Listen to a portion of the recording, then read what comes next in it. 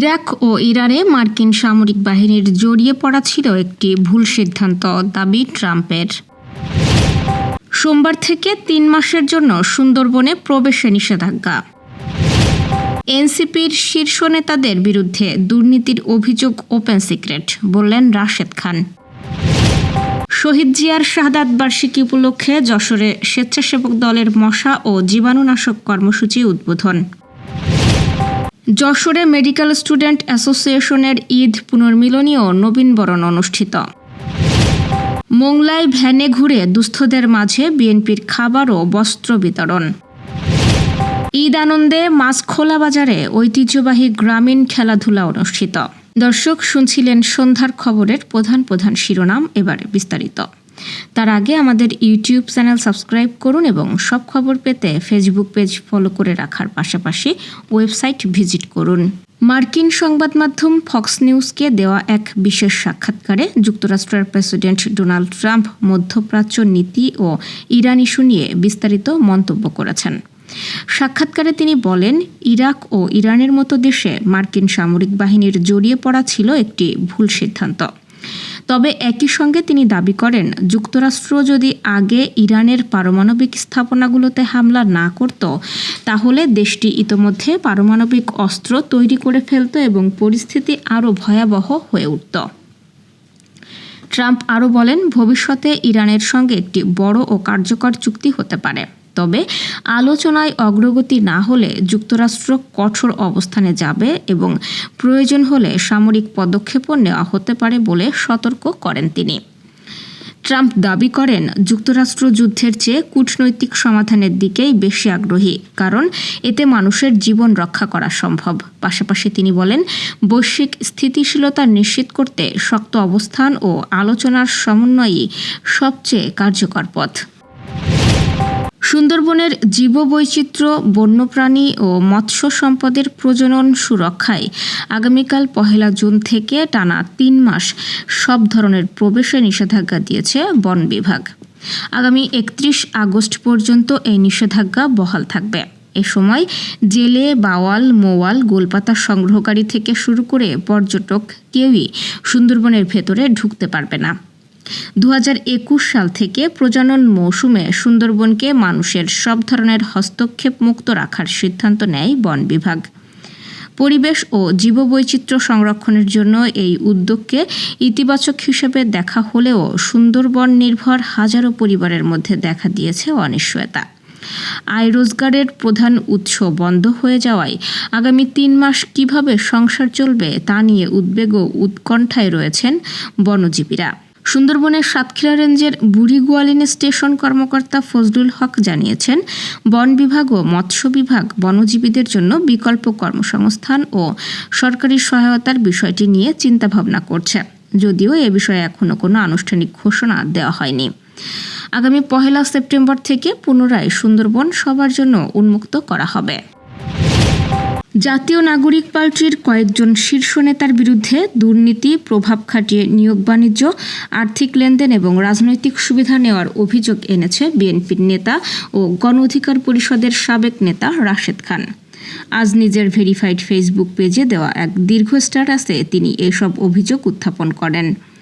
রাশেদ খানের ভাষ্য অনুযায়ী, আসিফ মাহমুদের বিরুদ্ধে ওঠা দুর্নীতির অভিযোগের কারণেই জামায়াতের আমির ঢাকা ১০ আসন থেকে সরে দাঁড়াননি। এই বিষয়ে সাংবাদিকরা যদি জামায়াতের আমিরের সঙ্গে কথা বলেন তাহলে প্রকৃত তথ্য জানতে পারবেন বলে উল্লেখ করেন তিনি। ফেসবুক পোস্টে রাশেদ খান আরও বলেছেন, এনসিপির শীর্ষ পর্যায়ের বেশ কয়েকজন নেতার বিরুদ্ধে দুর্নীতির নানা অভিযোগ রাজনৈতিক অঙ্গনে দীর্ঘদিন ধরে আলোচিত। তিনি সার্জিসকে ঘিরে সামাজিক যোগাযোগ মাধ্যমে ছড়িয়ে পড়া একটি ভিডিওর প্রসঙ্গও তুলে ধরে দাবি করেন, ওই নারী অভিযোগ করেছিলেন যে চাকরি বা কাজ পাইয়ে দেওয়ার কথা বলে তার কাছ থেকে মোট ৪৮ লাখ টাকা নেওয়া হয়েছিল। শহীদ ওসমান হাদির বক্তব্যও উল্লেখ করে রাশেদ খান দাবি করেন, শহীদ ওসমান হাদি এনসিপির ৩টি অপরাধ চিহ্নিত করে গেছেন, যার মধ্যে অন্যতম ছিল দুর্নীতি। তিনি প্রশ্ন তোলেন, শহীদ ওসমান হাদি যদি মিথ্যা বলে থাকেন তাহলে এনসিপির উচিত প্রকাশ্যে বলা যে তিনি দল সম্পর্কে অসত্য ও বিভ্রান্তিকর বক্তব্য দিয়ে গেছেন। তবে সংশ্লিষ্ট ব্যক্তি বা এনসিপির পক্ষ থেকে এই বিষয়ে তাৎক্ষণিক কোনো প্রতিক্রিয়া পাওয়া যায়নি। শহীদ রাষ্ট্রপতি জিয়াউর রহমানের শাহাদাত বার্ষিকী উপলক্ষে যশোর জেলা স্বেচ্ছাসেবক দলের উদ্যোগে মশা ও জীবাণু নিরোধ কর্মসূচির উদ্বোধন অনুষ্ঠিত হয়েছে। আজ শহরের লালদিঘির পাড় এলাকায় এই কর্মসূচির উদ্বোধন করেন বিদ্যুৎ, জ্বালানি ও খনিজ সম্পদ প্রতিমন্ত্রী অনিন্দ্য ইসলাম অমিত।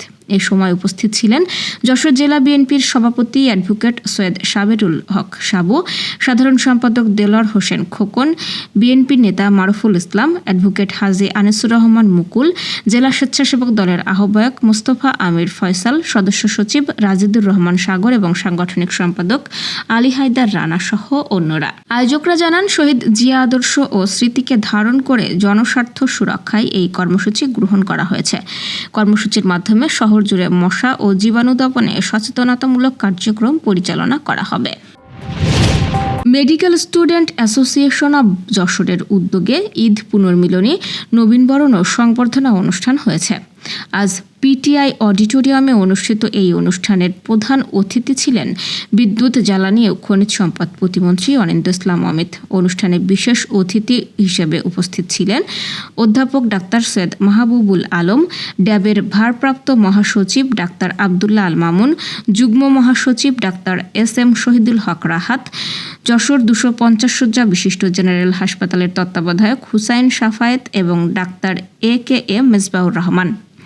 অনুষ্ঠানে সভাপতিত্ব করেন মেডিকেল স্টুডেন্ট অ্যাসোসিয়েশন অব যশোরের সভাপতি ডাক্তার কে.এম. ফাহিম ফয়সাল। বক্তারা বলেন, নবীন চিকিৎসক শিক্ষার্থীদের জন্য এমন আয়োজন পারস্পরিক সম্পর্ক ও পেশাগত দক্ষতা উন্নয়নে গুরুত্বপূর্ণ ভূমিকা রাখবে। সাবেক রাষ্ট্রপতি জিয়াউর রহমানের শাহাদাত বার্ষিকী উপলক্ষে বাগেরহাটের মোংলায় ভ্যানে করে ঘুরে ঘুরে দুস্থ ও ছিন্নমূল মানুষের মাঝে খাবার ও বস্ত্র বিতরণ করা হয়েছে। আজ দলীয় কর্মসূচির অংশ হিসেবে এই বিতরণ কার্যক্রম পরিচালনা করেন বাংলাদেশ জাতীয়তাবাদী দল বিএনপির স্থানীয় নেতাকর্মীরা। এ সময় পৌর বিএনপির সভাপতি ও সাবেক মেয়র জুলফিকার আলীর নেতৃত্বে শহরের বিভিন্ন এলাকায় এই সহায়তা পৌঁছে দেওয়া হয়। কর্মসূচিতে স্থানীয় নেতাকর্মীরা অংশ নেন এবং অসহায় মানুষের মাঝে খাদ্য ও বস্ত্র বিতরণ করা হয়। সাতক্ষীরা সদর উপজেলার ব্রহ্মরাজপুর ইউনিয়নের মাছখোলা বাজারে ঈদ পরবর্তী আনন্দ আয়োজনকে ঘিরে অনুষ্ঠিত হয়েছে গ্রাম বাংলার ঐতিহ্যবাহী নানা খেলাধুলা। দিনব্যাপী আয়োজনে মোরগ লড়াই, হাড়ি ভাঙা, দড়ি টানাটানি, নদীতে হাঁস ধরা ও সাঁতার প্রতিযোগিতা সহ বিভিন্ন খেলায় অংশ নেন স্থানীয়রা। নারীদের জন্য ছিল বালিশ বদল এবং শিশুদের জন্য চেয়ার সিটিং প্রতিযোগিতা। খেলা দেখতে সকাল থেকেই নারী, পুরুষ ও শিশুদের ভিড়ে মুখর হয়ে ওঠে পুরো এলাকা। দর্শকদের করতালি ও উল্লাসে জমে ওঠে প্রতিটি আয়োজন। স্থানীয় গণমাধ্যম কর্মী মাসুদ রানার পরিচালনায় এই অনুষ্ঠান আয়োজন করেন গ্রামীণ ঐতিহ্য ও সামাজিক সম্প্রীতির অনুষ্ঠান পরিচালনা করেন স্থানীয় গণমাধ্যম কর্মী মাসুদ রানা। এই আয়োজনে গ্রামীণ ঐতিহ্য ও সামাজিক সম্প্রীতির এক অনন্য মিলনমেলায় পরিণত হয়। দর্শক, এই ছিল সন্ধ্যার আয়োজন। রাতের খবর দেখার আমন্ত্রণ রইল। এতক্ষণ সাথে থাকার জন্য ধন্যবাদ।